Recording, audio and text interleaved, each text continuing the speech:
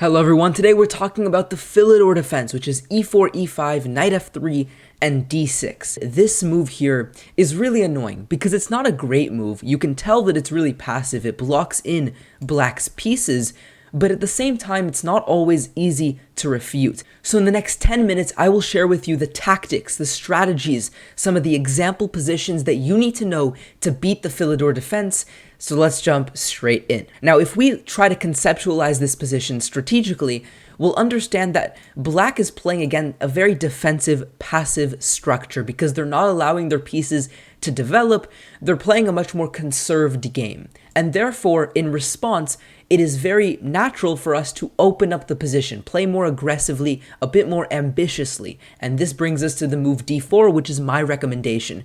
So again, conceptually, they play a bit passively, we go aggressively. We go d4, blast open the position. So what options does black have now? Well, first of all, they can take our pawn, get rid of the tension immediately. This is the best option they have, and we'll take a look at this in the end of the video. But first, I want to explore some of the other inferior options that you might see your opponent play, and the reasons they are not so good.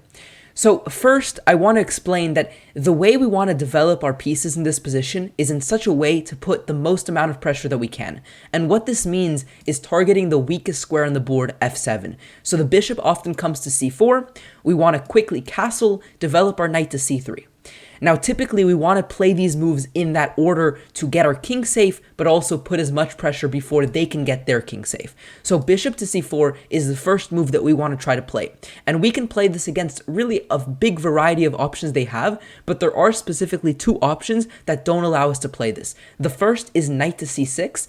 They are trying to put pressure on this pawn, so bishop to c4 is not as effective here. And in fact, we have a much better placement for the bishop to b5. We pin this knight, take advantage of the fact that they chose to develop it, and now the ideas of playing d5, for example, already exist.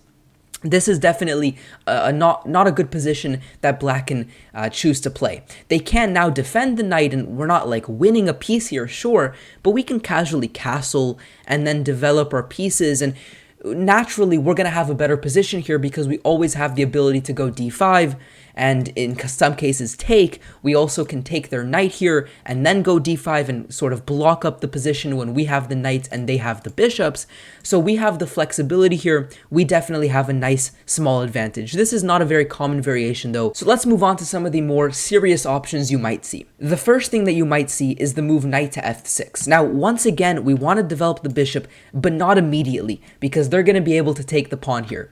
So best is to first defend the pawn and then go and develop the bishop. Now, I do want to quickly show one other option that you have. You can go for the move knight to g5. It's a nice idea. You're trying to put pressure on f7, so if they attack your knight, you can sacrifice and then put some more pressure and gain a huge initiative from the beginning. So there's a couple of ideas. If you want to explore this further, I urge you to do so, but frankly, I think this is more playing for tricks, and I think the far more solid and reputable option is to go knight to c3 here. And the idea is to defend the pawn, develop our pieces naturally, maintain a good control in the center, and go from there. So those are kind of the two weird moves that they have when it comes to developing their pieces, where we don't immediately respond with bishop c4. But aside from that, we're going to go bishop c4 and try to put immediate pressure. So what might this look like? Well, if they go, for example, knight to d7, what do we play? Bishop c4. Now, if they develop their other knight, this already loses because we can take the pawn here, a very nice idea. If they take with the knight, this is one of the nice tactics coming up. Pawn takes and bishop takes f7, an important idea to know, dragging the king away from the defense of the queen, and we are up material. Now, it should be noted they can give this check here, but now we drop the queen back, and in the end, we are indeed up material. We take with the knight, defend the pawn. We are much better here.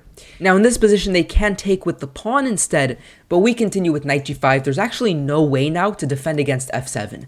So you can already see that this is a position where we have the initiative, we have the aggressive options. It's a really fun defense to play against because we have all of these tactics from the get-go. Now, finally, before we look at the main option of them taking, let's look at the move knight to d7, bishop c4, and here, instead of falling for this trick of us taking, let's say they instead defend this idea by playing bishop to e7.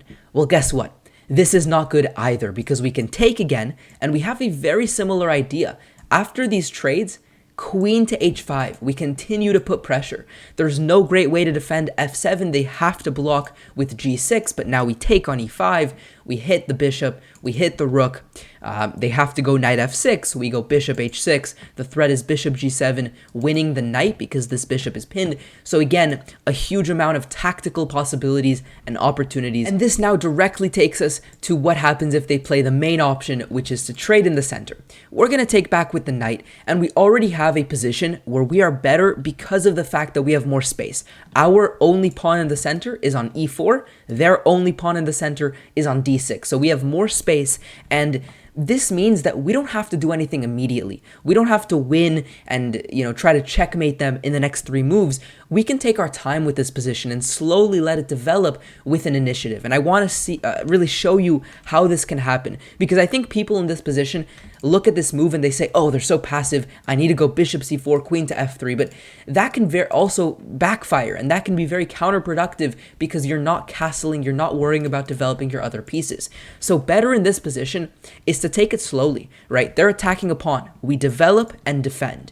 They continue developing, we continue developing. They castle, we castle. They develop their knight, our knight is defended. Again, we can slow play this position, h3, not letting their bishop or knight jump to the annoying g4 square. They continue by developing their bishop, and bishop to f4. We develop our own bishop. Rook e8 and a3. It becomes a position where, because we have a better center control, more space, Black is running out of moves. They don't have a great way to improve their position. They can go h6, but we can go rook e1. And once again, we pose the question, what can you do? And they don't have the space to utilize their resources and create some chances. So for example, they might trade here, but that does absolutely nothing. And once again, they need to generate a move. They can then go, for example, bishop f8 and, put pressure on the e-file. Okay, we get our other rook involved. They attack our bishop, we drop it back. They're running out of moves. And for example, bishop e6, they want to trade pieces, very logical. Fine, we'll trade and then go e5. And we finally have this breakthrough where we utilize our extra space and far better and superior piece placement to get some initiative going. They obviously can't take, they lose their queen in that case. And alternatively, if they do nothing, we have a variety of threats. For example, if they go a6 here, we can go g4 and the knight is trapped. So as a quick review, against the passive d6, we blast open the center with d4. If they decide to develop their pieces, we have great tactical opportunities because there is tension on the board and they lack space. If they instead decide to take in the center, we slow play the position, make small improvements, making sure that our king is safe, making all of our pieces come into the game, and Black is simply going to run out of moves to the point that something at some point will give. Subscribe if you are new around here, like this video if you learned something new from it, and I'll see you guys next time. Peace out.